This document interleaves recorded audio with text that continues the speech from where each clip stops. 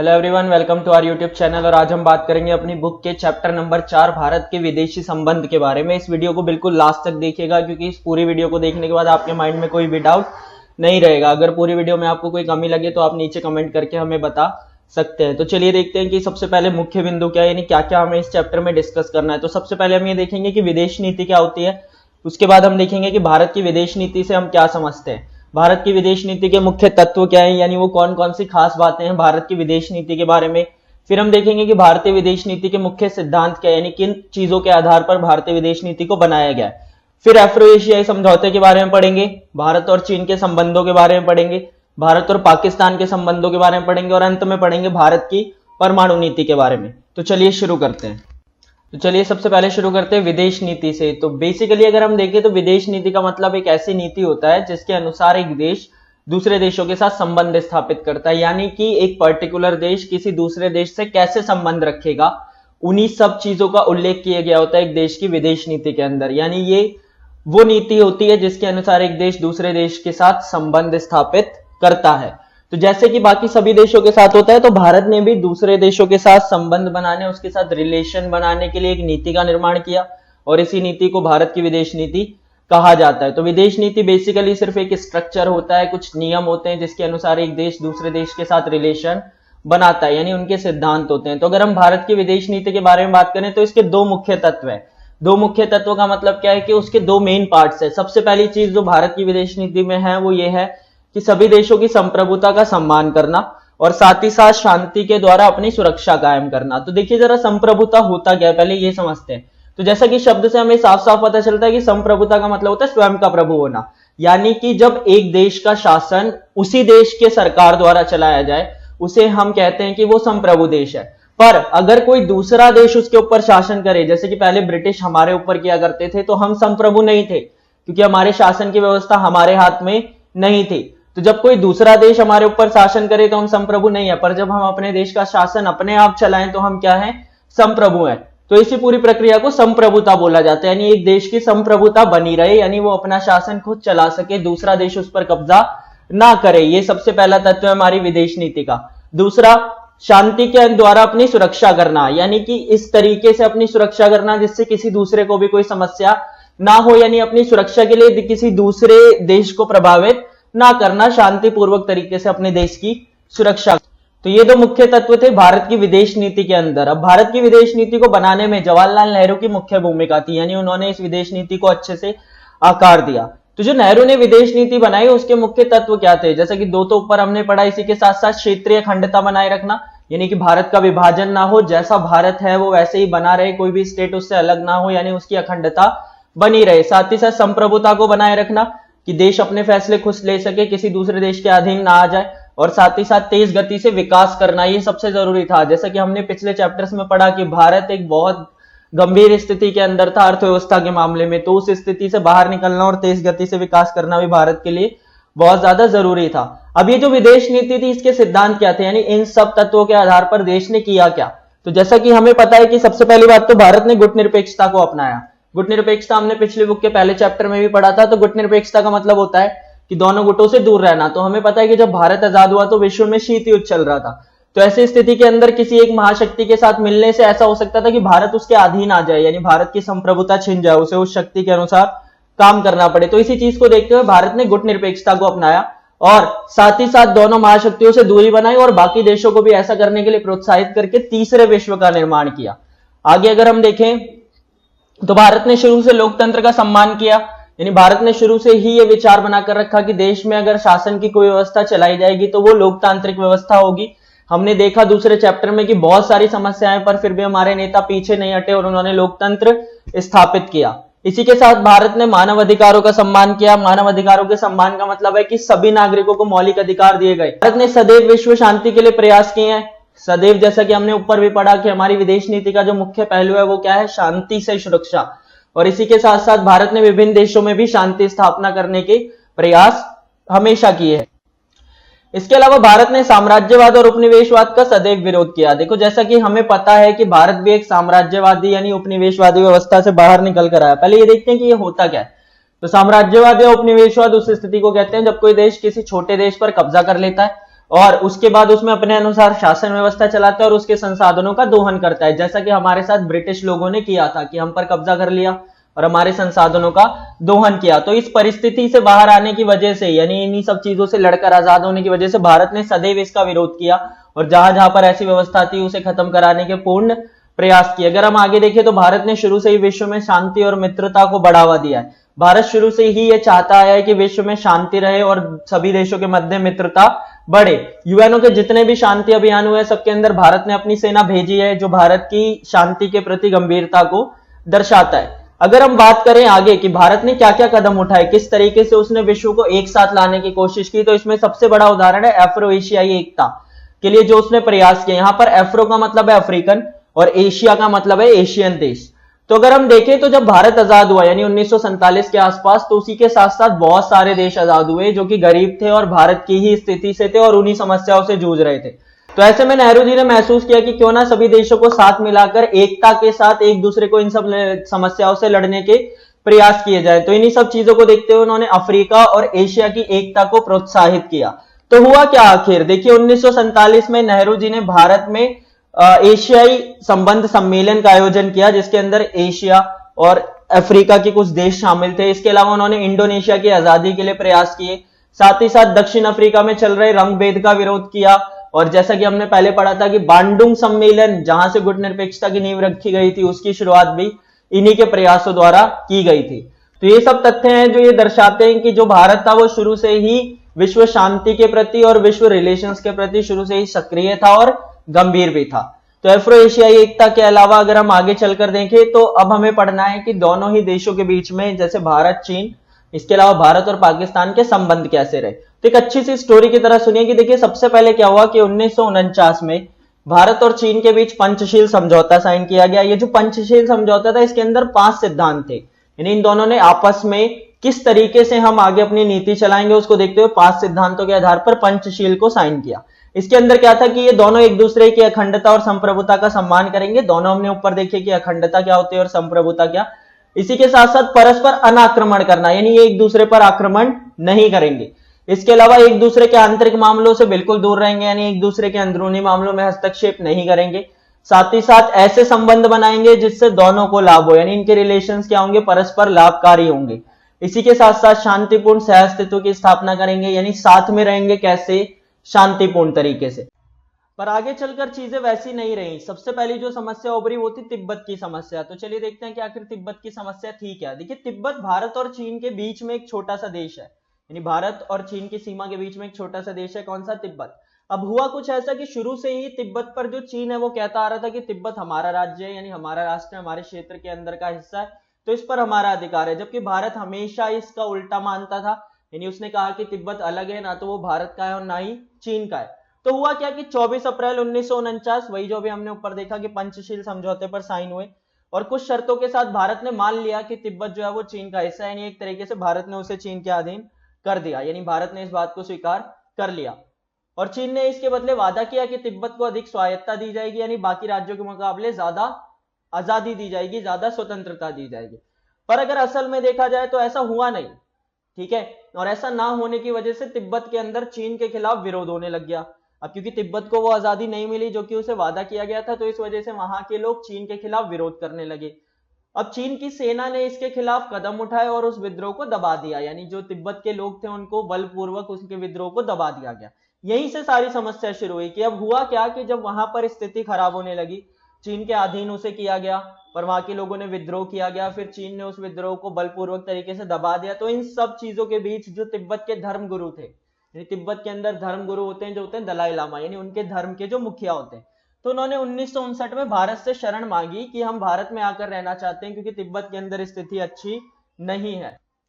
अब उनके शरण मांगने को भारत ने स्वीकार कर लिया और भारत ने दलाई लामा को धर्मशाला के अंदर शरण दे दी।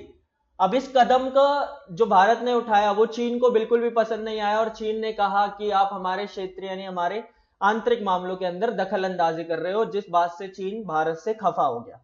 आगे जाकर जो दूसरी समस्या थी वो ये थी कि भारत और चीन के बीच सीमा का विवाद भी शुरू से चल रहा था। जम्मू के अंदर एक क्षेत्र है, कौन सा, अक्साई चीन, और साथ ही साथ अरुणाचल प्रदेश के अंदर एक क्षेत्र है नेफा। तो इन दोनों जगहों को लेकर भारत और चीन के बीच में शुरू से विवाद था।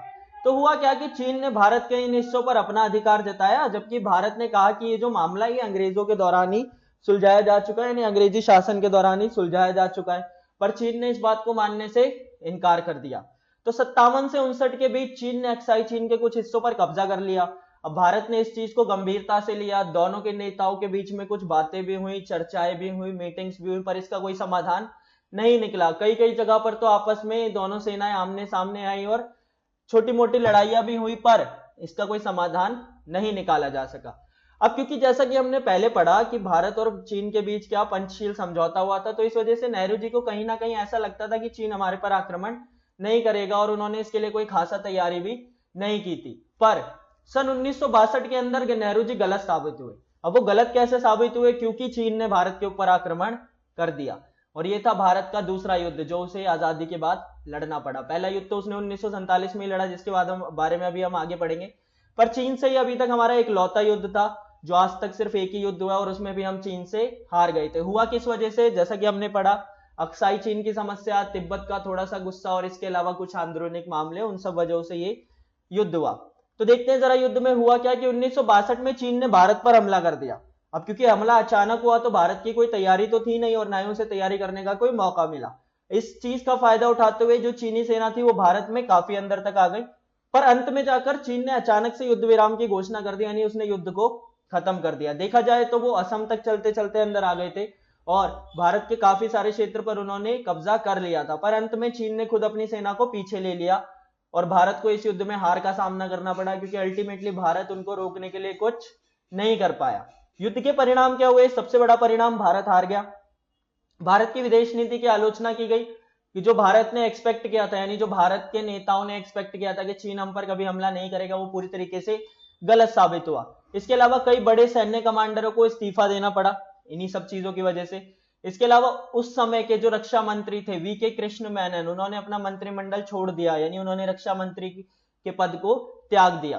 पहली बार सरकार के खिलाफ अविश्वास पत्र लाया गया संसद के अंदर। इसी के साथ साथ भारत में जो कम्युनिस्ट पार्टी थी, जिसके बारे में हमने दूसरे चैप्टर में पढ़ा था कि वो दो हिस्सों में बट गई थी, एक कौन सा? CPI, communist party of India, और दूसरा कम्युनिस्ट पार्टी ऑफ इंडिया मार्क्सवाद। मार्क्सवाद वो थी जो चीन के समर्थक में थी, और सीपीआई नॉर्मल वाली इंडिया के समर्थक में थी। अगर आपको इसके बारे में नहीं पता तो आप दूसरे चैप्टर वाली वीडियो देखिए, उसका लिंक आपको डिस्क्रिप्शन में मिल जाएगा। इसी के साथ साथ नेहरू की छवि को भी बहुत ज्यादा नुकसान पहुंचा, क्योंकि उन्होंने जो एक्सपेक्ट किया था कि चीन भारत पर हमला नहीं कर सकता, उनकी वो एक्सपेक्टेशन, उनकी वो भविष्यवाणी बिल्कुल गलत साबित हुई। तो ये था चीन से युद्ध, जो कि अभी तक एक ही हुआ है, और इसके अलावा उसमें भी हम हार गए और हम कुछ खासा नहीं कर पाए। आगे अगर हम देखें तो भारत और पाकिस्तान के युद्ध के बारे में हमें बात करनी है। तो आजादी के बाद हुए बंटवारे से ही भारत और पाकिस्तान की समस्या बनी हुई थी, जैसा कि हम शुरू से देखते हुए आ रहे हैं। आज तक भारत और पाकिस्तान के बीच 4 युद्ध हुए, और सभी चारों के चारों युद्ध भारत जीता है, जो कि एक खुशी की बात है। और इन दोनों के बीच में छोटा मोटा संघर्ष तो खैर चलता ही रहता है, वो हम रोज नोटिस करते ही हैं।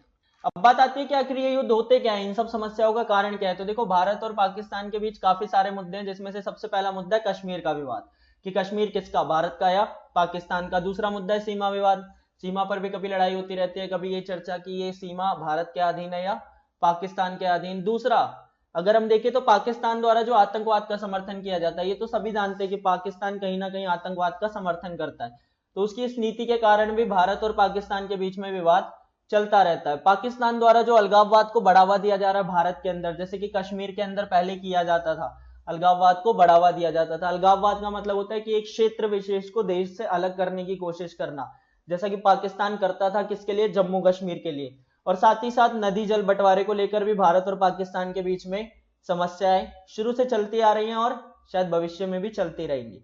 तो आखिर हम देखते हैं कि कौन कौन से 4 युद्ध हुए भारत और पाकिस्तान के बीच। तो देखिए, सबसे पहला युद्ध हुआ 1947 में, किस वजह से? कश्मीर विवाद की वजह से। तो आजादी के तुरंत बाद ही भारत और पाकिस्तान के बीच में युद्ध शुरू हो गया, क्योंकि जो जम्मू कश्मीर के राजा थे उन्होंने फैसला किया कि वो अलग रहेंगे। अब इस मुद्दे का फायदा उठाते हुए पाकिस्तान ने अपनी सेना को जम्मू कश्मीर में भेजा, ये सोचकर कि वो जम्मू कश्मीर पर कब्जा कर लेंगे या फिर वहां पर विद्रोह को बढ़ाने की कोशिश करने के लिए। ये सब देखकर वहां के राजा हरि सिंह भारत के पास आए, उन्होंने भारत से मदद मांगी, भारत ने उनकी मदद की और पाकिस्तान की सेना को खदेड़कर वापस कर दिया। तो इस तरीके से भारत और पाकिस्तान के बीच में पहला युद्ध हुआ 1947 में, कश्मीर विवाद की वजह से। दूसरा युद्ध जो हुआ वो हुआ 1965 में, किस वजह से? नदी जल के बंटवारे को लेकर। अब जैसा कि हमने पहले पढ़ा कि 1962 में जो चीन युद्ध हुआ उसके बाद भारत की समस्या खत्म नहीं हुई, तो 1965 में जल विभाजन की समस्या को लेकर भारत और पाकिस्तान के बीच में फिर से युद्ध छिड़ गया।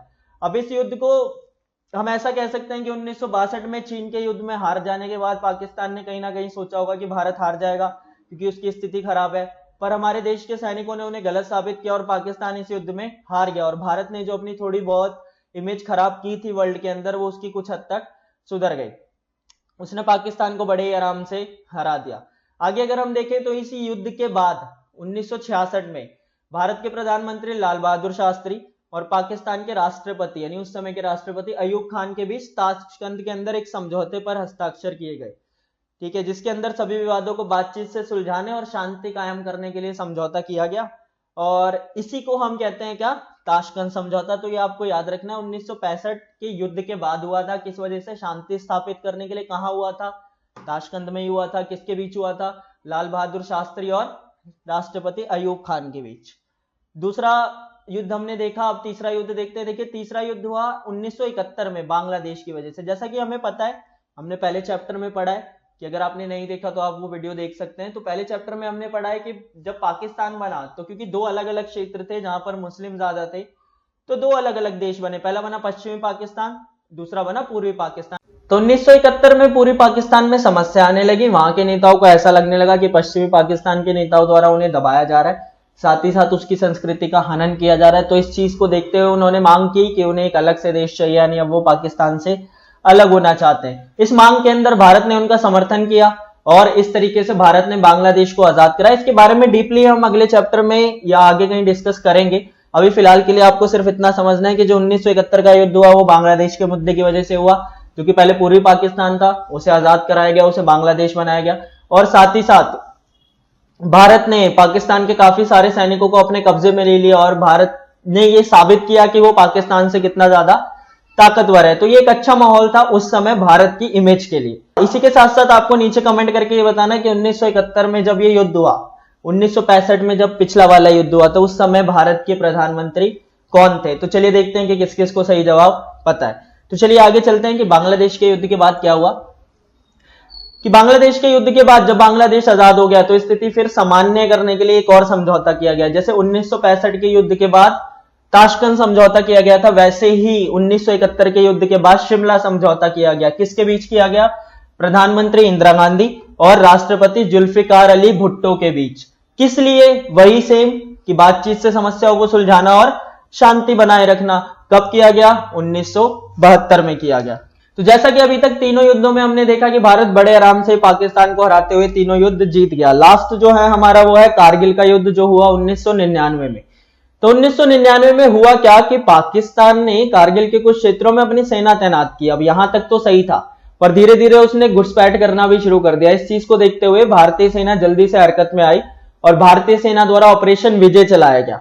अब ये जो मुठभेड़ थी ये लगभग 60 दिन तक चली, यानी ये जो युद्ध था ये 60 दिन तक चला और इस युद्ध में भारत ने पाकिस्तान को बड़े ही आराम से धूल चटा दी और पाकिस्तानी सेना पूरी तरीके से ढेर हो गई।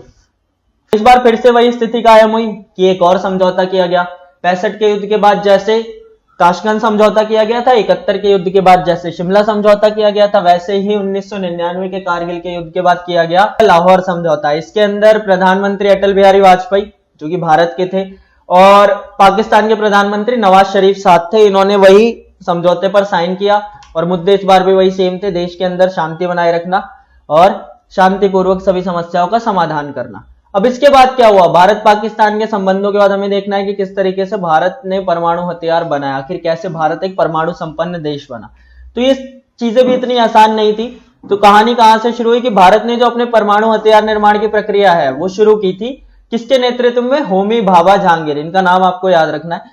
तो इसी बीच यानी जब भारत ये सब चीजें डेवलप कर रहा था तो 1968 में यूएनओ की जो सुरक्षा परिषद है उसके स्थायी सदस्यों ने दुनिया में परमाणु अप्रसार संधि यानी एनपीटी को थोपने की कोशिश की। यानी उन्होंने प्रयास किया कि वो एनपीटी से बाकी सभी देशों के हस्ताक्षर करा के उन्हें इस बात के लिए राजी कर ले कि 1968 से पहले जिस भी देश ने परमाणु हथियारों का परीक्षण कर लिया है सिर्फ वही परमाणु हथियार रख सकता है, उनके अलावा कोई भी देश परमाणु हथियार नहीं रख सकता। तो बेसिकली इस संधि का जो मेन मकसद था वो ये था कि 1968 से पहले जिस देश ने परमाणु हथियार बना लिए सिर्फ वही परमाणु हथियार रख सकता है, उसके अलावा कोई भी देश परमाणु हथियार नहीं रख सकता।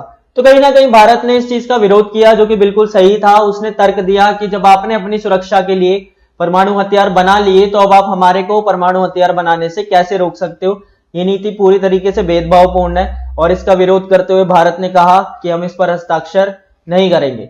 तो सन 1974 में भारत ने अपना पहला परमाणु परीक्षण किया राजस्थान के पोखरण में। अब पहला परमाणु परीक्षण भले ही भारत का असफल रहा, पर चीजें आगे बढ़ी और 1998 में भारत ने अपना दूसरा परमाणु परीक्षण किया, सेम उसी जगह पर, यानी राजस्थान के पोखरण में। परीक्षण सफल रहा और 1998 में भारत परमाणु संपन्न देश बन गया, यानी भारत ने अपने परमाणु हथियारों का निर्माण कर लिया। भारत की परमाणु नीति के बारे में बात करेंगे तो भारत ने परमाणु हथियारों का निर्माण अपनी सुरक्षा के लिए किया, यानी वो कभी भी किसी भी देश को डराने के लिए इनका प्रयोग नहीं करेगा। साथ ही साथ भारत परमाणु शक्ति का प्रयोग सदैव शांतिपूर्ण उद्देश्यों के लिए करेगा, जैसे कि न्यूक्लियर एनर्जी बनाना या परमाणु ऊर्जा का प्रयोग करना। वो कभी भी गलत कामों के लिए इसका प्रयोग नहीं करेगा। और साथ ही साथ तीसरा तर्क भारत ने यह दिया कि भारत द्वारा पहले से परमाणु हथियारों का प्रयोग कभी नहीं किया जाएगा। जब सामने वाला देश उसे या तो प्रोत्साहित करे या फिर उसे डराने की कोशिश करे, तभी भारत परमाणु हथियारों का प्रयोग करेगा। So that's all for today's chapter. Thank you.